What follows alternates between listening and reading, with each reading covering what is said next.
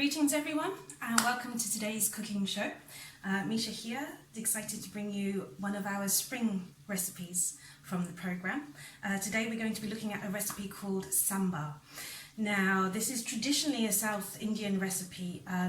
It's very hot in terms of spices. It's got much more chili in there than we're used to in Ayurveda. And the reason why this is so good for spring is because it's really hot, it's sour, it's pungent, it's all the qualities that we need to help us survive the spring, because spring is really changeable.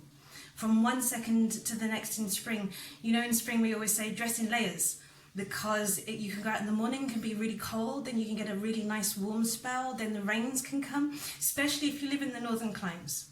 So this is a really fantastic recipe. It's going to help us to prepare or to finish our cleansing, because it's still doing the same thing for the body. So again, please check on Facebook for the recipe itself, but here I'm going to show you how to make it. So to begin with, we've got my favourite mung dal, split mung. This is half a cup, and this goes into a pot of 4 cups of boiling water to begin with, okay? Now, after all the excitement last week of showing you things through the steam, I know I'm beautiful, I don't need to keep showing you the mist. And anyway, just the dal has gone in the water, that's the most exciting thing for the moment. We need to cook this off to make it soft before we add our vegetables. So I'm going to leave this for a few minutes and then I'll come back to you when we need to start adding further ingredients, so hang on in there. Okay, you're not going to see much of me for this bit, but that's because I want you to see what's going on in the pan, so I'm going to move you a bit closer in a moment. But whilst the, should be like that, whilst the mung dal is cooking, it is to be cooked on a low heat for at least half an hour with 1 teaspoon of turmeric. And you need to stir it a couple of 3 times. The other day when I was making the khichdi, I warned you not to stir khichdi. But that's because the combination of the rice and the bean makes it really sticky. But when dal's by itself, any kind of dal, any kind of legume, you really should give it a stir, because then you don't want it to stick to the bottom of the pan. So, what we're going to do now is we're going to make the tempering, or part of the flavouring for the sambar. Now, this includes, should have an onion, but we are not in spring. And we've had a few kapha days, so I've taken the onion out. So we have mustard seeds, we've got curry leaf, you can't see that very well in there. If you can get it fresh, all the better. Okay, ideally you would saute the onions and then you add the mustard seeds. Mustard seeds are lively, so if you're cooking with mustard seeds, please make sure you have a tapa, a lid, okay? So you're just going to add those. Add a little bit more heat. Okay, let's bring you guys closer, see if you can see this. Oh, I hope you can hear the popping anyway.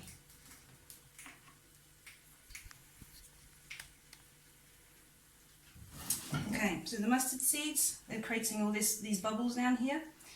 And as soon as they start to pop, you need to let them do that for a minute or so, okay? We want the popping. The popping is the alchemy, that's the magic. Yep, pop, pop, pop, pop, pop, like little popcorns, okay?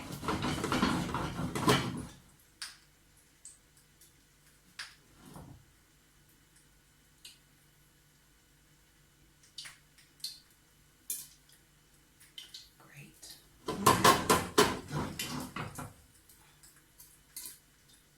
Yep, there they all go. Once they all start popping, you know then you have exactly the right temperature for the heat. Add your curry leaves, put your lid back down so nobody leaves. Party too early.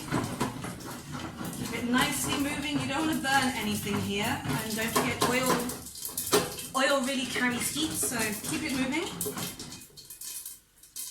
Okay. Now with the lighting, I'm not sure if you can see this so well.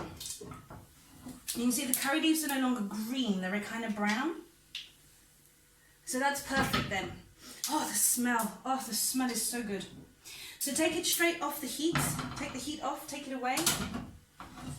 When you feel it's cool enough, and you do need to just give it a few seconds there, waft it if you need to, because we're going to add the shredded coconut, okay, but we also don't want that to burn. That's really not tasty if it's burnt. So there we go.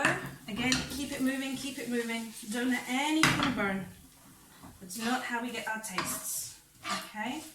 You can see there the coconut's nicely taken on the colouring of the ghee. It's going to have the flavouring from the mustard seeds. And it will just finish cooking nicely with the heat. Now we're going to wait for our dal to be ready, and then we will add the rest of the ingredients. Back again, and we're nearly there. So now we're going to add the vegetables. Now, according to the recipe that Kate does, she puts her veggies in at the beginning, once she's added turmeric with the dal to the water, or once it's boiling again. I'm adding mine at the end, one because we're out of season. So I want the dal to be really, really cooked, and I want the veggies to be really, really cooked, so that this doesn't upset my stomach in any way, because it's very spicy. As I say, the sambar powder I've actually made myself with ghost chilies, so I know it's going to be quite hot. So I want this to be able to be digested as well as possible. And to do that, Kate herself actually suggests that you cook your dal longer.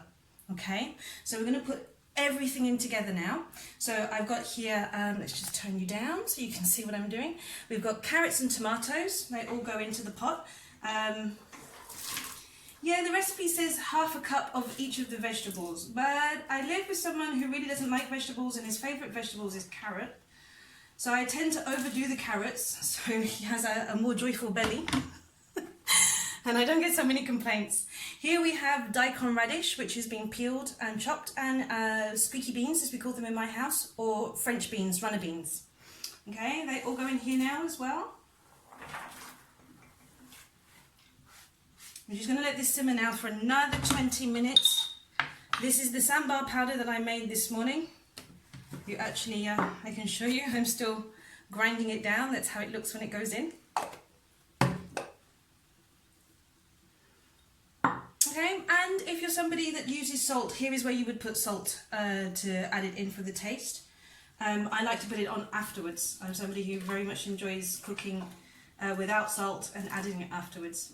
So you can see there, that's really good and soupy. Okay, and now we're just going to let that simmer, no lid. Just leave it now for another 20 minutes and get your veggies really lovely and soft and beautiful to digest. And I will come back to you when we have the end result on our plates. And there we have the end product. Oh, this looks so much better. Trying a new thing this week. I've let it go cold so you can actually see the colours better. So unfortunately now I cannot describe the smell, but this is really, yeah, this is a happy belly, but a light belly. Okay, this is not something you're going to eat when you want to feel full. This is something you're going to eat when you want to feel like you can get up and go. And this is sambar. This is the spicy, the bitter, the light qualities that we want for spring. So go ahead and enjoy this dish. As I said before, the recipe itself goes on Facebook, and here you find the manner to make the meal itself. Bon profit, as we say here in Mallorca.